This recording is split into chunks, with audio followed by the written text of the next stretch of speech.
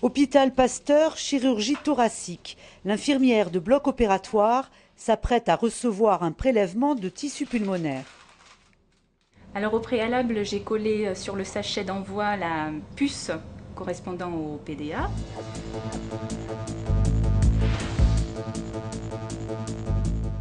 Donc je mets le prélèvement dans le sachet. Je vais pour scanner avec le PDA le numéro d'identification du patient. Après, je scanne la puce. Il faut horodater le prélèvement. Oui, donc en sortant de la salle d'opération, je vais dans la salle d'envoi de la pièce. Donc je scanne une nouvelle fois la puce pour avoir en fait l'heure exacte du départ de la pièce. Voilà, et j'envoie le sachet dans le pneumatique. Le prélèvement parvient au laboratoire. Durée du transport, 30 secondes. Il faut aller vite pour préserver les cellules et optimiser la qualité des analyses. Par simple lecture de la puce du prélèvement, ça va horodater l'événement.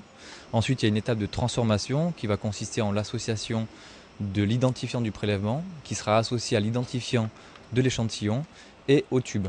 Ainsi, la boucle est bouclée et l'association est faite depuis le patient jusqu'au tube. Il s'agit ensuite de stocker l'échantillon donc dans de l'azote liquide.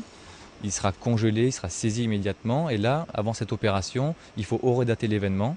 Et donc, par simple lecture de la puce, sélectionner la fonction stockage temporaire. Dernière phase, les boîtes sont rangées et conservées à moins 80 degrés. C'est le stockage définitif.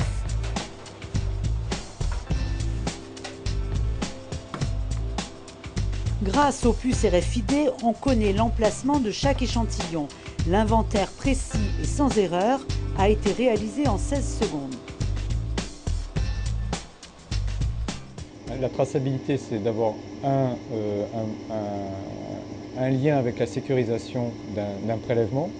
Ensuite, ça permet de gérer ce qu'on appelle la phase préanalytique, c'est-à-dire en fait le délai entre l'exérèse chirurgical ou le prélèvement sur le patient et le fait que le prélèvement va être ou fixé ou congelé au sein du laboratoire. Donc la traçabilité, c'est aussi la gestion du délai de ce qu'on appelle aussi l'ischémie froide, qui est un terme un petit peu difficile à appréhender, mais qui concerne en fait le délai entre l'exérèse chirurgical et le conditionnement du prélèvement dans le fixateur ou en congélation. Un des défis de la médecine aujourd'hui, c'est de pouvoir répondre en fait à des problématiques de sécurité accrues, tout en augmentant ce qui est indispensable, l'échange d'informations.